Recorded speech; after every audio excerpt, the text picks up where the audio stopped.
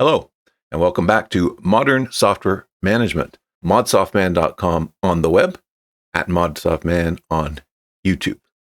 Today I want to talk about shipping software and the importance of experience in software development. There are certain things you learn in software development and professional software development only through having gone through the full cycle, the full shipping cycle. What I mean is you have to get involved in a software project in the early times or in the early points of a new release where you're maybe making a significant change to that software. You're there for that entire process as you're working through that. And you're making decisions along the way. You're talking to people. You're arguing about how to do certain things, in a good-natured way.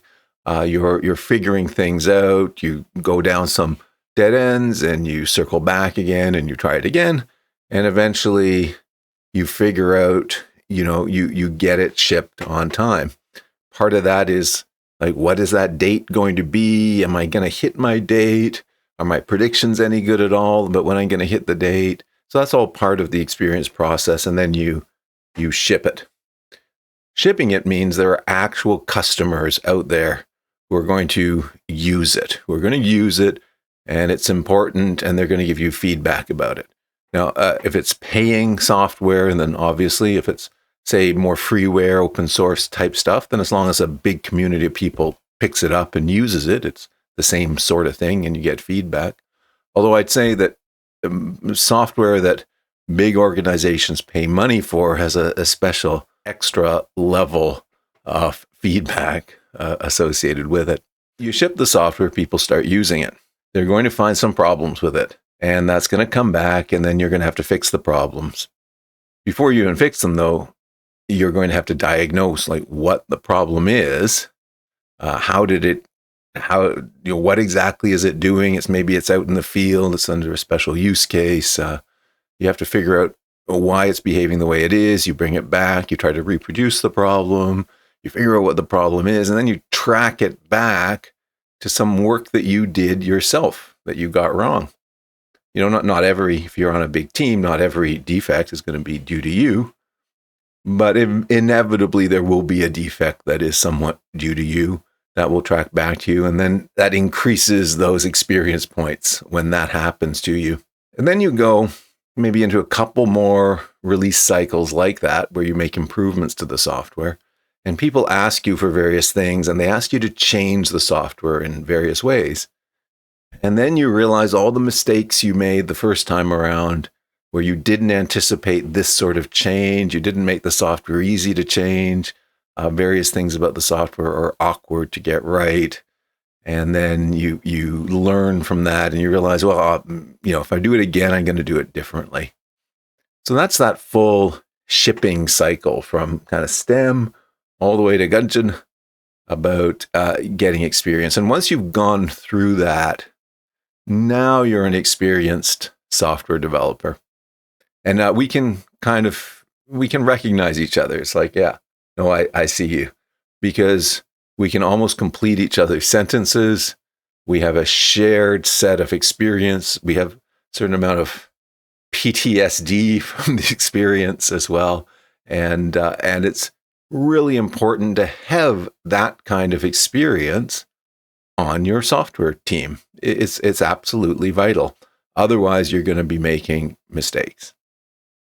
Now, some of the best software developers I've ever had the pleasure of working with, I've noticed that if they start a new project, a new greenfields project, they spend a tremendous amount of time getting the underpinnings right before doing anything. So they're working towards the hello world version of the app they're going to ship, be that an on-prem kind of software or a SaaS-based software. You got to get all those underpinnings done correctly to begin with. So what does that mean? Well, you have to make your architectural choices. You might have to do a little tinkering. So you got to kind of figure out, what languages am I going to use? What technologies I'm going to use? What development environments am I going to use? What source code control systems am I going to use? What defect tracking system, feature tracking system I'm going to be using. So I get all those base, and some of those things might be set for you in the organization, but you'll need to set up a new project on all of those things. And you have to get all of that stuff running. It's fair to say one of the best guys I ever worked with or literally ordered the t-shirts for his team before they even got started on the thing.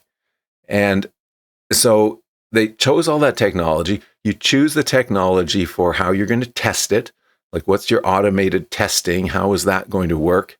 If it's a SaaS product, you decide the technology that's going to be used for automated deployment. Well, before deployment, automated setting up of new environments for testing, and then for staging, and then for deployment. You got to figure out your infrastructure for logging.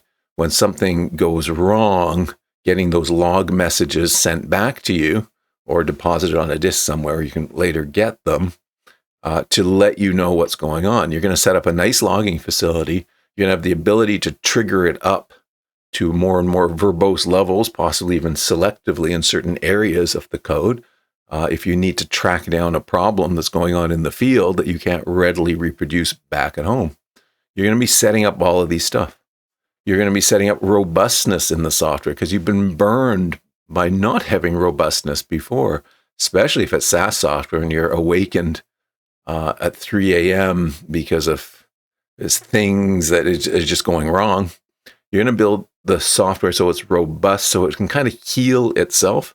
What I mean by that is, say, you've got a database over here and you've got an app that talks to the database here, and you make a call to your database, and it fails for some reason. Perfectly good code, but there's something with the connection to the database, or that database server was down. Now, how does your software react to that? Does it just, tack randomly and die?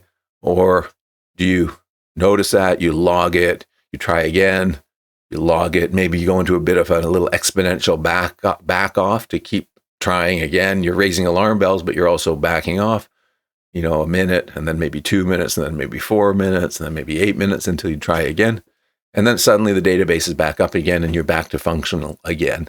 Way better than just having you not anticipate that call will ever fail and having no code to handle that failure whatsoever and having your app do totally random things. So that's just an example of robustness. But again, the experienced person has been burnt by that, and the experienced person builds that in kind of from the ground up, from their thinking from the ground up on how to build their apps. They build robustness into it.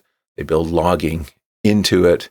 They build these things into it because they've experienced not having those things. We all know, even relatively inexperienced people know you should have all those things. And then they go to actually write the code. And suddenly it's more important to jam functionality out really quickly to impress other people. And then you'll never go back and you'll never retrofit and you'll never fix any of that stuff at the end of the day. Experienced people, who've been emotionally burned, they've had the PTSD of that experience. They will have enough, emotion, enough memory, enough PTSD to actually make sure that all those things are in place before they write even the first little lick of functionality. So from the outside, it looks like the team has assembled. They're working on underpinnings, and they finally get a milestone is to get a hello world version of their app out. But what a hello world it will. It's got complete automated regression testing. It has testing systems that are auto-deployed. It has staging systems that are auto-deployed. It has production systems that are, auto-deploying into production, things like that. It's sending logging message back. Yeah, I just said hello world, and all sorts of things like that. So everything is totally set up. It's multilingual. It's accessible. It's all of those good GUI things as well. It's built into it from the ground up. And that takes some time to establish all of that.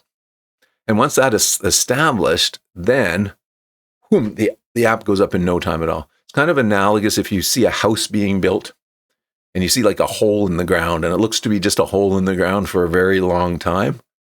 And then all of a sudden the house comes up. They were spending a lot of time building those foundations for that house. It's digging the hole, putting in the rebar, pouring the concrete, building the forms, pouring the concrete, taking the forms off, doing various whatever infrastructure things you do. And then suddenly, all of a sudden, all the wooden frame goes up, and it just goes up really fast at that point. That's what it feels like when you're working on a greenfields operation, where that team is spending a lot of time, where they've got an experienced member of that team or manager of that team who really insists that this stuff be done. And if it's not done, you're headed for trouble. Anyways, that was just my thought for today. So thank you very much for your attention, and I'll see you next time.